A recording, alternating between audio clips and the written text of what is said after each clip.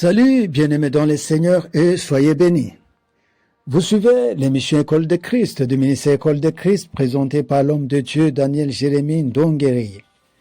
L'École de Christ est un ministère chrétien dont la vision et la pratique de la vie de Jésus, où l'enseignement est Jésus lui-même. On observe sa vie, on apprend de lui pour vivre comme lui. Mais pourquoi pratiquer la vie de Jésus? Il y a 5 raisons majeures. Et là, je vous renvoie à l'enseignement numéro 2 de notre programme. C'est là que vous trouverez le détail. Nous avons aussi notre devoir à 3 questions. Là aussi, je vous renvoie à l'enseignement numéro 3 de notre programme. Vous y aurez toute l'explication. Ces 3 questions sont les suivantes. Première, pratiquais-je la vie de Jésus? Deuxième, suis-je dans la volonté de Dieu? Troisième, que ferait Jésus à ma place? Tu te poses ces 3 questions à tout moment, où que tu sois et dans tout ce que tu fais. Je vous rappelle que nous sommes à l'étude de la vie de Jésus tel qu'il l'a vécu ici-bas, afin que nous puissions la pratiquer. Alléluia! Soyez bénis, bien-aimés. Soyez comblés. Allons maintenant au sujet du jour, numéro 10, intitulé « Transformation et croissance ». Soyez les bienvenus et soyez bénis tous. Alors, nous avons vu que Jésus croissait physiquement et spirituellement dans la leçon précédente. Nous sommes appelés à croître spirituellement également, car comme Jésus l'expliquait à Nicodème dans l'Évangile selon Jean chapitre 3, nous naissons pas physiquement seulement, mais aussi spirituellement. Comment cela? Lorsque nous nous convertissons, recevons Jésus comme Seigneur et Sauveur. Là, nous naissons de nouveau, ou naissons spirituellement. À ce stade, nous sommes un nourrisson spirituel. Vous comprenez que ce nourrisson a besoin de grandir, de croître. Cette fois-ci, spirituellement. Nous avons vu dans notre enseignement précédent, intitulé « Il croissait », ce qu'il faut pour croître. Au fait, quel est le plan de Dieu par rapport à tout ceci? Dieu n'a pas prévu qu'un nourrisson spirituel ou un chrétien charnel le reste pour toujours. Non. Il veut sa croissance. Pour devenir quoi?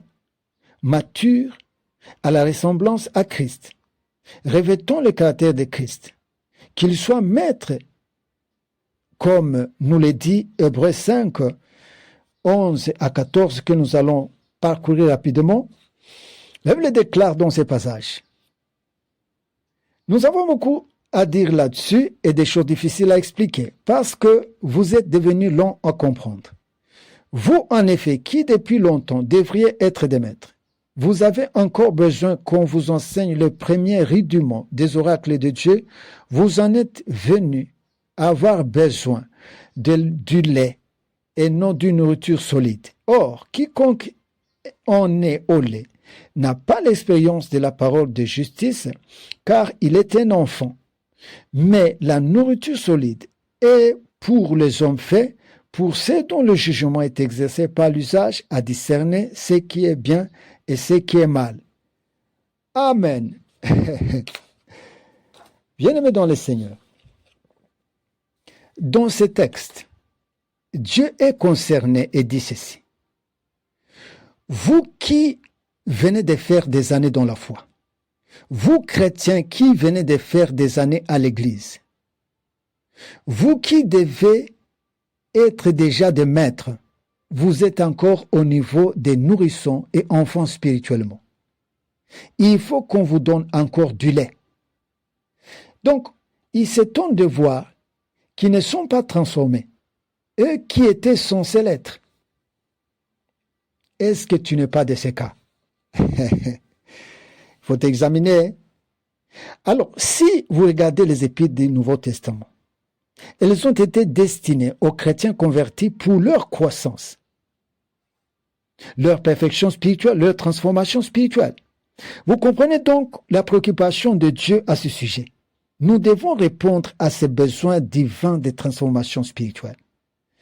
Comme le but ultime de Dieu est que ses enfants ressemblent à Christ, la croissance spirituelle nous amène à cette transformation, à la transformation, et celle-ci a ses buts.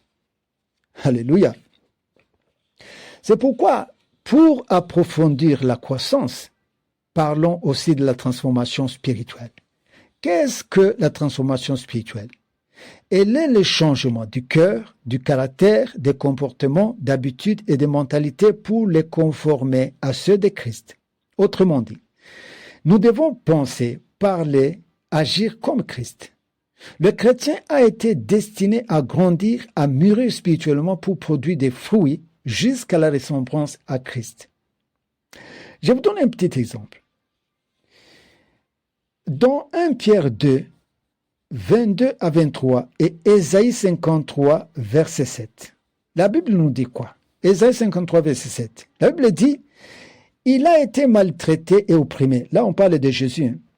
Il a été maltraité et opprimé et il n'a point ouvert sa bouche. Semblable à un agneau qu'on amène à la boucherie, à une brebis muette devant ceux qui l'attendent. Il n'a point ouvert sa bouche. 1 Pierre 2, 22 à 23.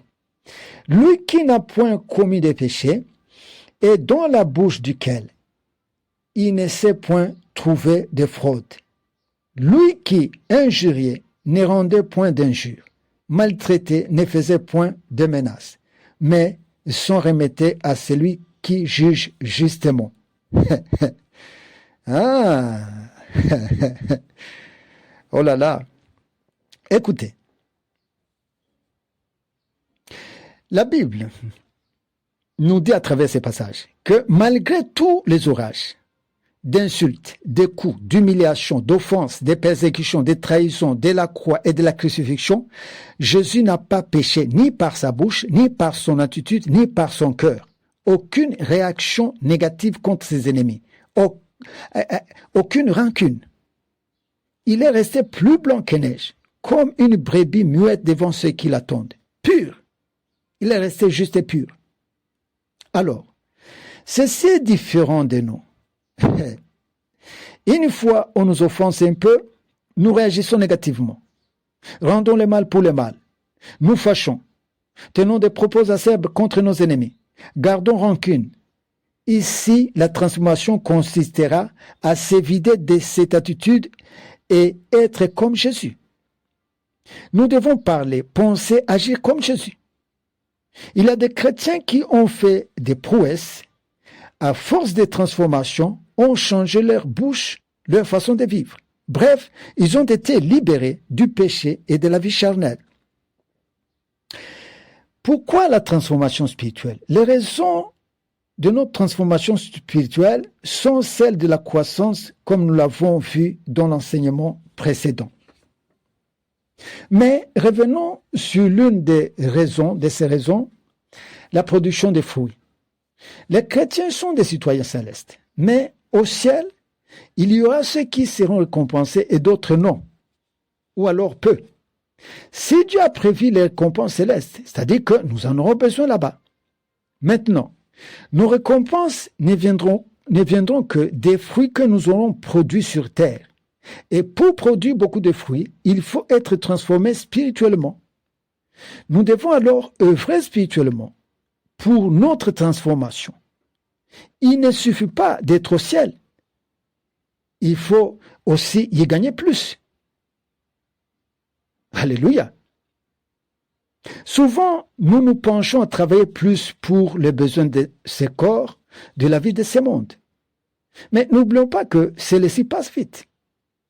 Travaillons plus pour notre vie d'éternité, car elle ne finira jamais. La transformation spirituelle permettra que nous produisions beaucoup de fruits et par conséquent beaucoup de récompenses et des couronnes célestes, ce qui nous hissera à la grandeur dans l'éternité. Le moins de transformation équivaut au moins de fruits, moins de récompenses et la petitesse dans le royaume. Seront petits dans le royaume ceux qui auront été moins transformés. Seront grands ceux qui auront été plus transformés. Alléluia. Vous avez du travail? Nous avons du travail. Le constat est que, malheureusement, beaucoup de chrétiens ne sont pas transformés à cause de l'ignorance ou de la négligence. Certains sont restés des perpétuels nourrissons spirituels, malgré qu'ils sont sauvés. ils sont restés ignorants, charnels et médiocres spirituellement, parfois même confondus aux païens. D'autres sont restés au milieu. Ils n'ont pas la transformation totale. Or, ils doivent aller jusqu'au bout, à la ressemblance à Christ. Alléluia. Nous avons vu dans notre enseignement précédent ce qu'il faut pour croître. Pour être transformé, ce sont les mêmes conditions que la croissance. Mais je reviens sur une chose. Pour être transformé, il faut d'abord la volonté. Ensuite, avoir les enseignements de transformation spirituelle. Il existe dans la Bible des enseignements de vocation à changer notre être intérieur, à changer notre cœur. Il faut être en possession de ces enseignements, les comprendre et les pratiquer rigoureusement. Bien-aimés dans le Seigneur, cet enseignement est court, mais de haute portée. Je vous invite de le méditer et surtout de vous décider à le pratiquer. Je conclus disant ceci. Quittons l'enfance spirituelle, grandissons, mûrissons, soyons transformés, ressemblons à Jésus. C'est comme cela que nous serons honorés dans le royaume. Alléluia. Bien-aimés, soyez bénis, soyez comblés. Rendez-vous au prochain numéro et ne manquez surtout pas. À la prochaine.